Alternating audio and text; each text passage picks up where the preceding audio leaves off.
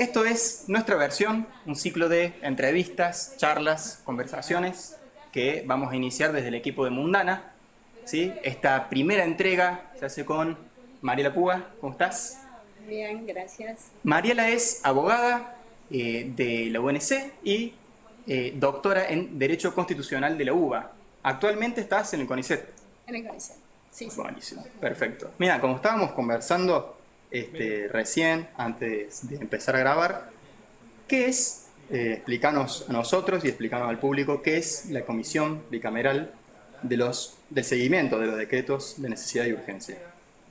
La comisión es un órgano que se forma, es un órgano del Congreso, es un órgano constitucional, fue creado con la reforma de 1994 y se forma por integrantes de la Cámara de Diputados y de la Cámara de Senadores, por eso es bicameral, en las proporciones en las que los integrantes en una y otra cámara tienen de los distintos partidos y bloques que forman las cámaras. Entonces representa las mayorías de ambas cámaras en cierta forma.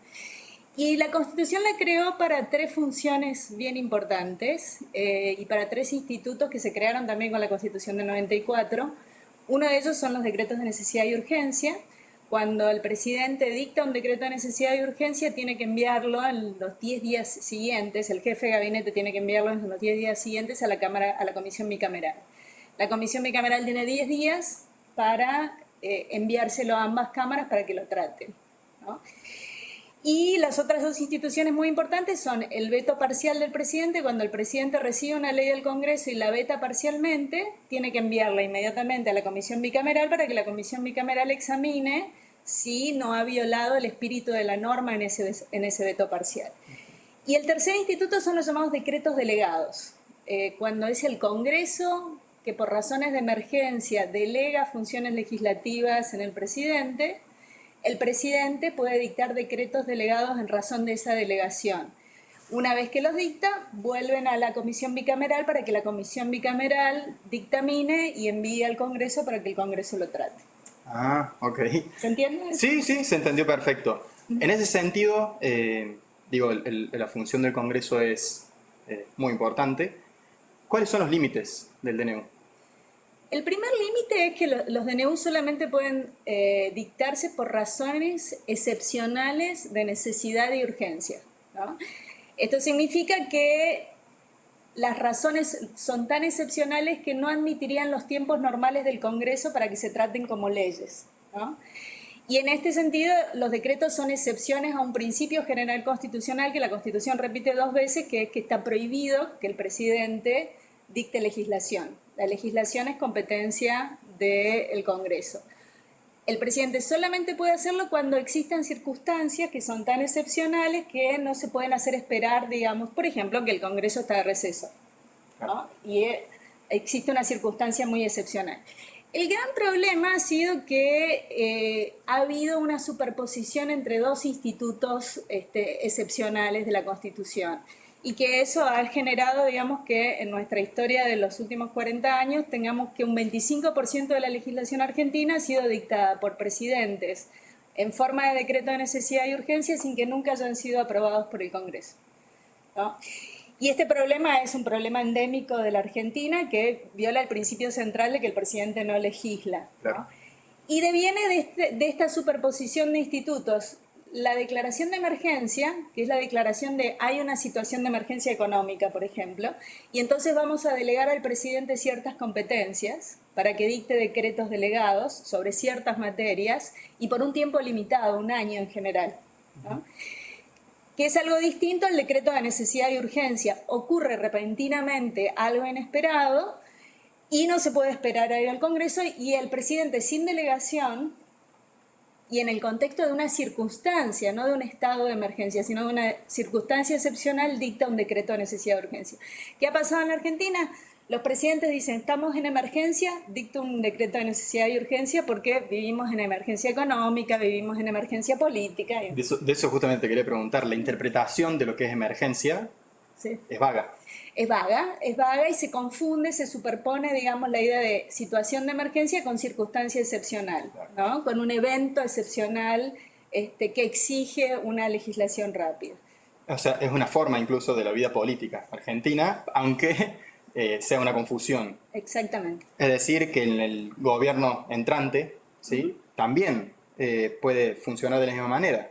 Puede funcionar de la misma. Incluso, perdón, con teniendo minoría en las cámaras. Incluso teniendo minoría, pero sí, también es posible que el Congreso tome su poder, digamos, mayoritario y decida invalidar los decretos de necesidad y urgencia a posteriori.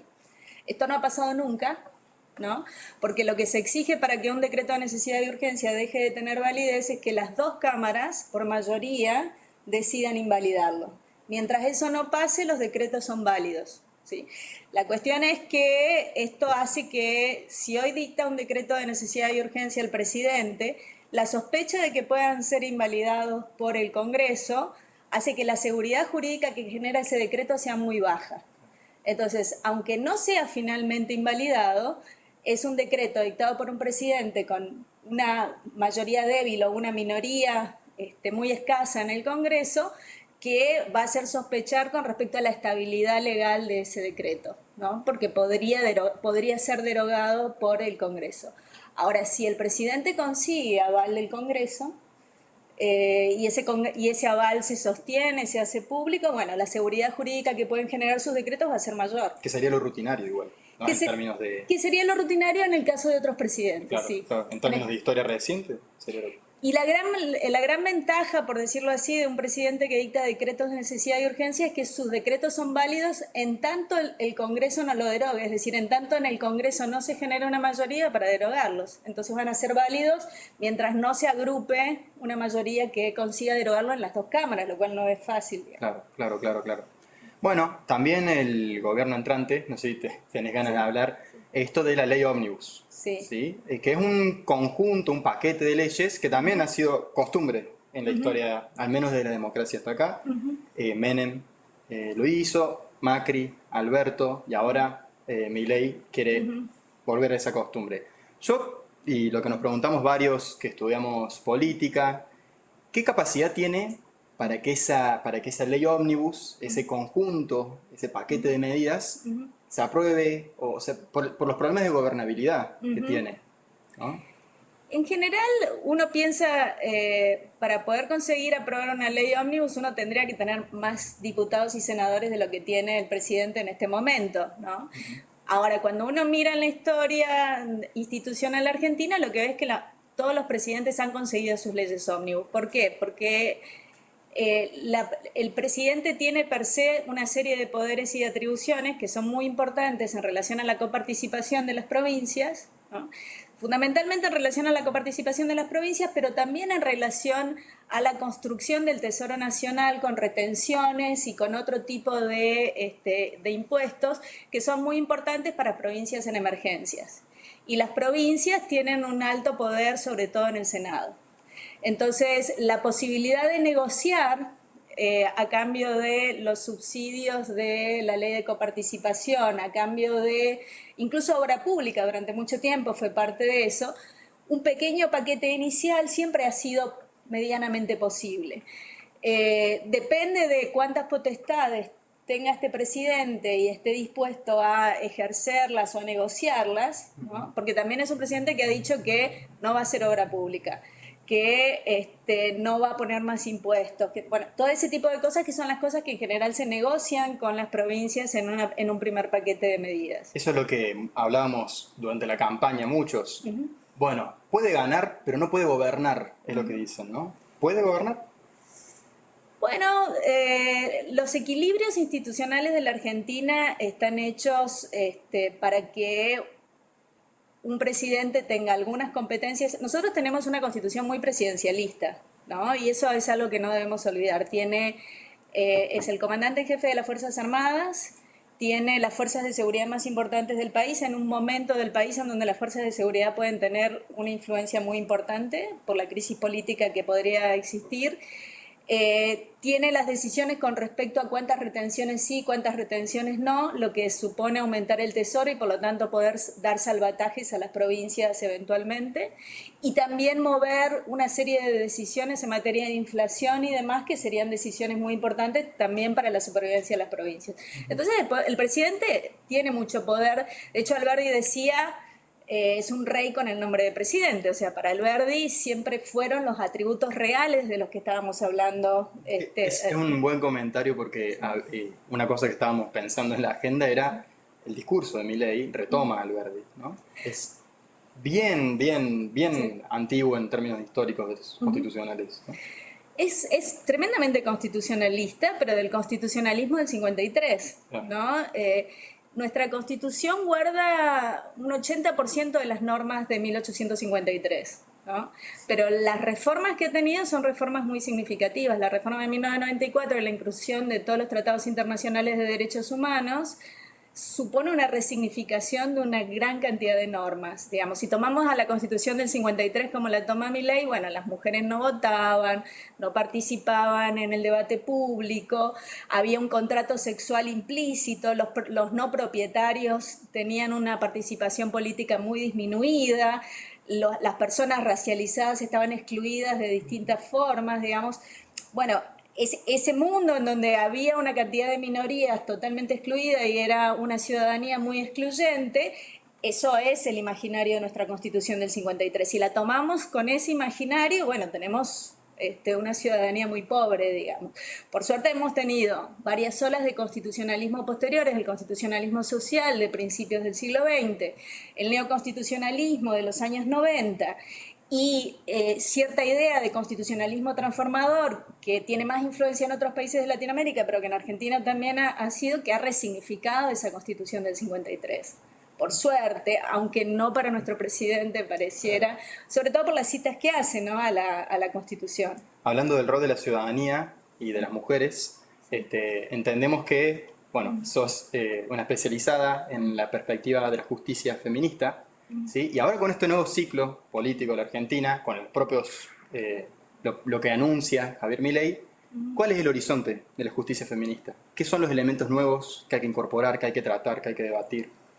Bueno, hay muchos, los reclamos de la justicia feminista, los reclamos feministas a la justicia son internos y externos, son endógenos y exógenos. Fundamentalmente los endógenos tienen que ver con la concepción de derecho que tenemos. Esa Constitución del 53, en la que no participaron ninguna mujer, se construyó con hipótesis normativas que no se imaginaban ninguna experiencia femenina como parte de la ciudadanía. Entonces lo que tenemos son normas constitucionales que reflejan hipótesis normativas, como por ejemplo la libertad. ¿Cuál es la libertad para nuestra Constitución? Es la libertad de las acciones privadas de los hombres que están exentas a Dios y a los magistrados, ¿no? ¿Y cuáles son esas acciones privadas? Pegarles a las mujeres en privado. Eso era lo que imaginaba nuestra Constitución, ¿no? El Estado no se metía en la violencia doméstica. Entonces, claro, esos imaginarios todavía están ahí, todavía existen, y la crítica feminista está dirigida a que las hipótesis normativas del derecho se transformen para incluir las experiencias de las mujeres como parte del derecho, para que los remedios jurídicos sean útiles para las mujeres. Vos dijiste en una entrevista, acoto rápidamente, una frase que me pareció muy impactante, que es la justicia no es sensible a la necesidad. Esto es lo que me decís. La justicia no es sensible a la necesidad y el derecho se ha construido de manera excluyente, ¿no? Entonces, la agenda de las mujeres es la agenda del acceso a la justicia. Y esto es agenda de las mujeres, agenda de las comunidades originarias, agenda de las personas racializadas, agenda de los pobres, que es la agenda de acceso a la justicia, que no es otra cosa que una agenda que tiende a transformar el derecho y sus hipótesis para que sirvan a las necesidades de los grupos más vulnerables. Hay un constitucionalismo que está mirando hacia ese lado, no es el constitucionalismo liberal del siglo XVIII, ¿no? Hay un constitucionalismo que claramente está orientado a ese lado, el constitucionalismo que discutimos en clase, pero bueno, digamos, es una agenda enorme por construir, que en la Argentina se ha venido construyendo profundamente. La ley de paridad en el Congreso ha sido muy importante, las leyes de cupo en su momento, las conquistas en materia de matrimonio igualitario, de derecho al aborto, de identidad de género, son todas conquistas que están relacionadas con esta idea de otras experiencias genéricas interpretadas en el derecho. Pero bueno, no sé cómo seguimos, las agendas por delante son un montón, o sea, el Poder Ejecutivo podría tener paridad como lo tiene en Colombia, digamos, como se está discutiendo en Brasil o como se discute en Chile ahora con la nueva Constitución, ¿no? No parece ser una de las prioridades, pero esa era claramente el próximo paso.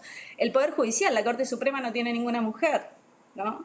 Si se va a discutir o se va a negociar el ministro faltante o la ministra faltante de la Corte, bueno, es obvio que debería ser una mujer, pero hay que ver si esa agenda está ahí. Incluso articulándolo con el principio de, bueno, los DNU siempre son posibles porque siempre estamos en contexto de emergencia, sí. Pareciera que como siempre estamos en contexto de emergencia, siempre hay otras prioridades.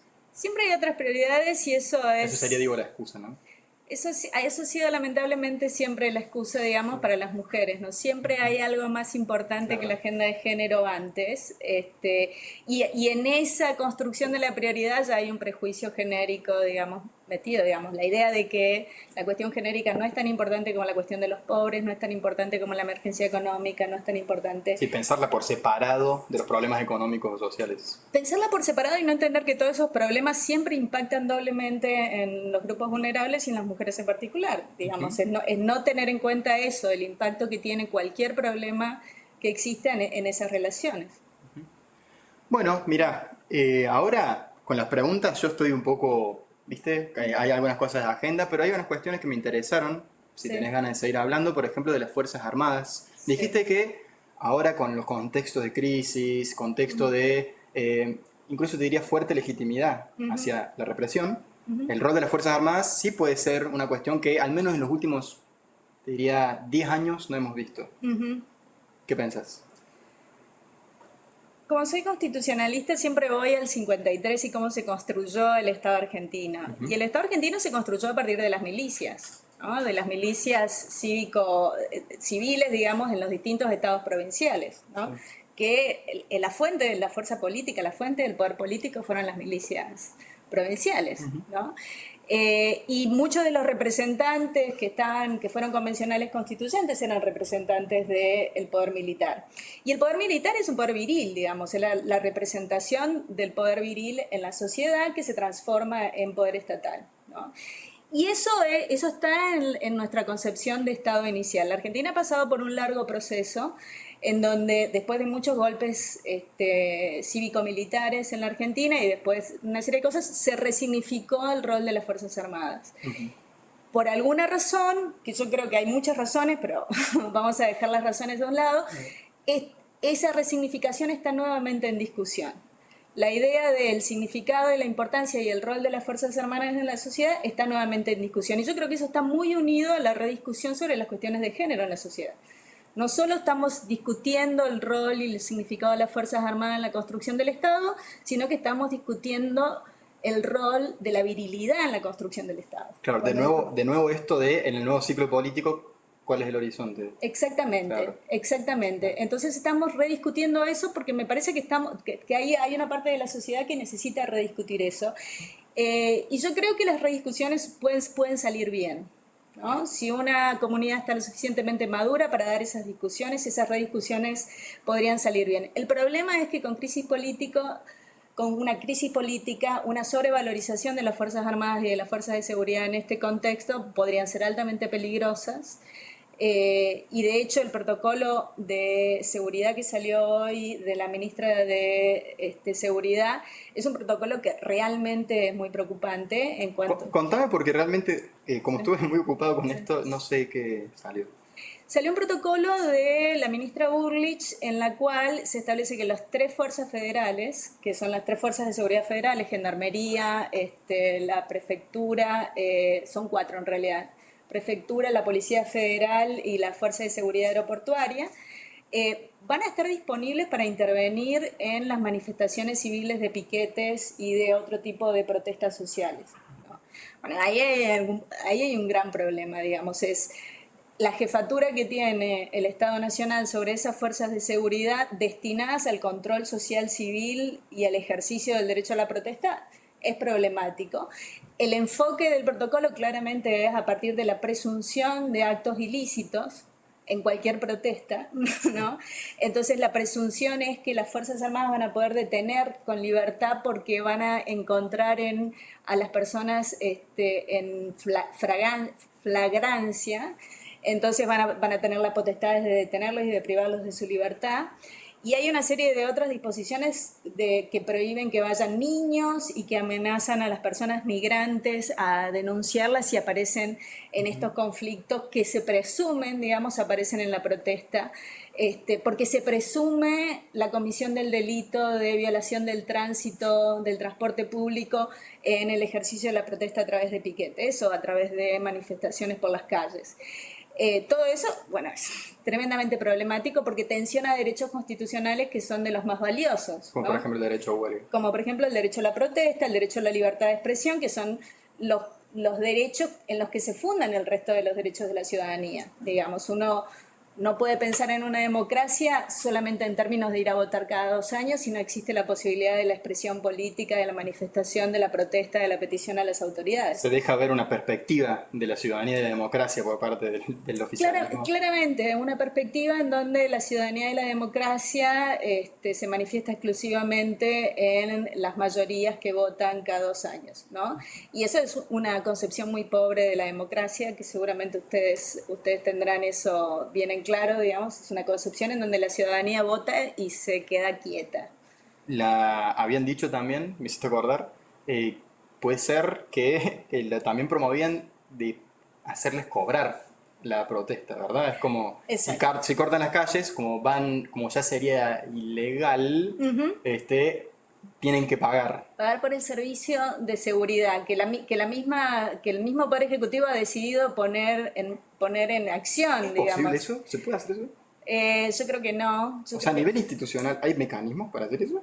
En principio, las organizaciones sociales no tienen los recursos para sustentar la seguridad. Anoche hablaba con un amigo que me preguntaba, ¿esto se puede? Y yo dije, y es como...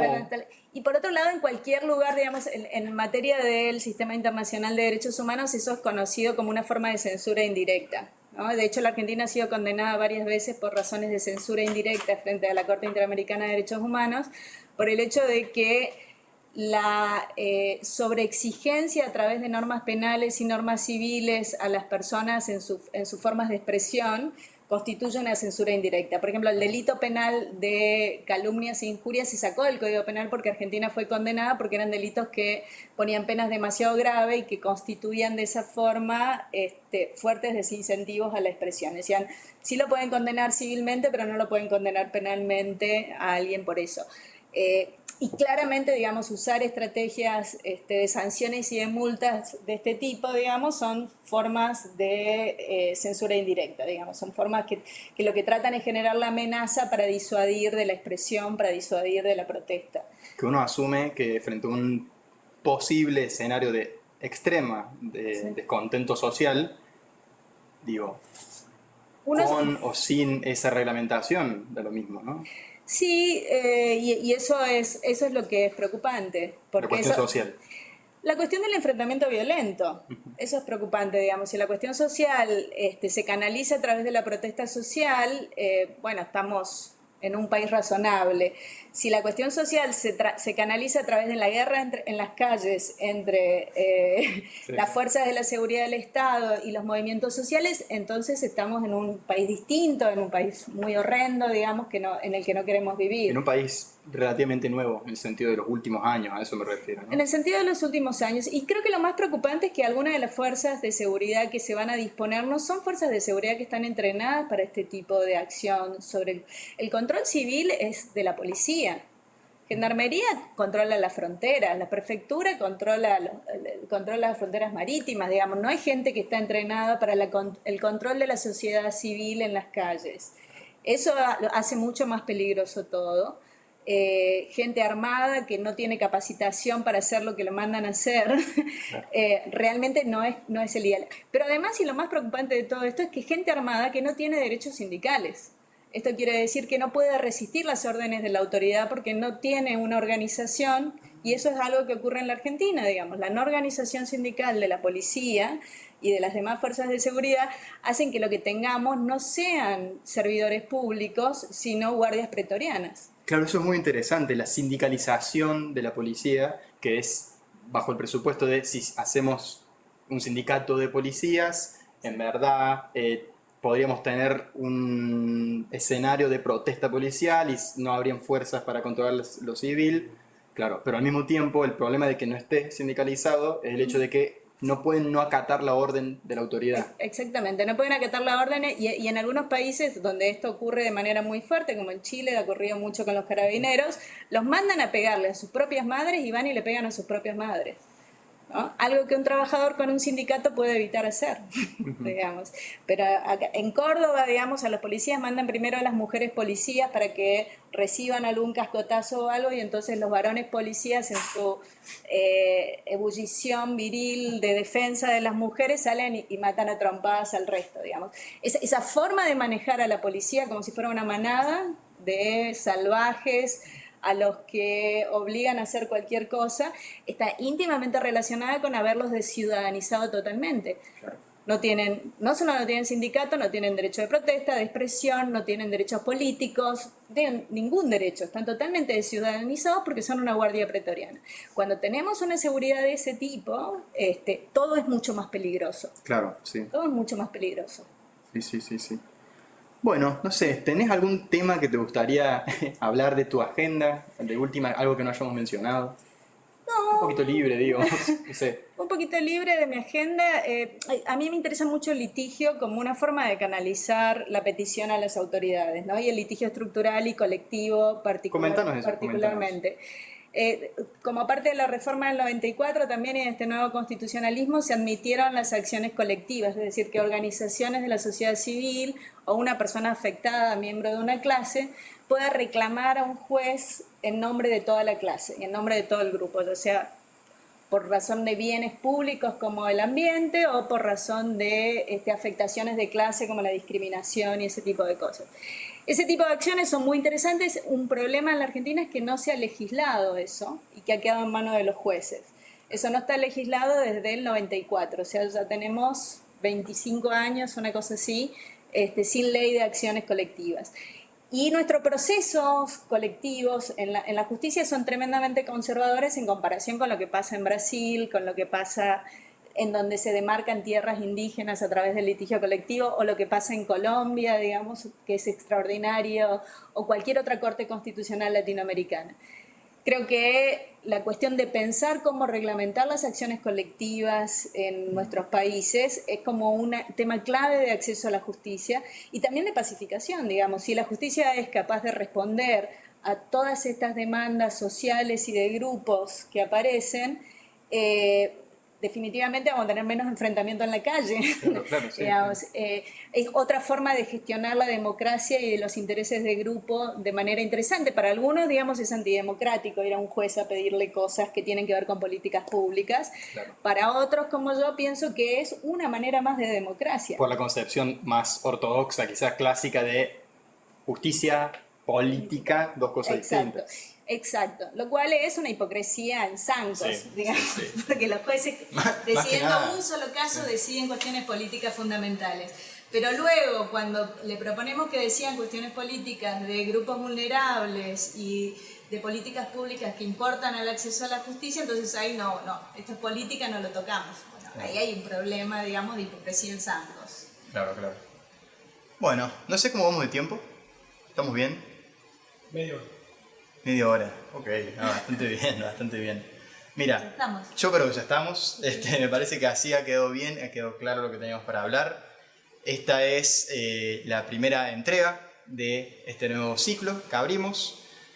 Espero que les haya gustado y estén atentos porque se vienen cositas. Se vienen más. Se vienen más cositas. Gracias. Bueno, muchas gracias.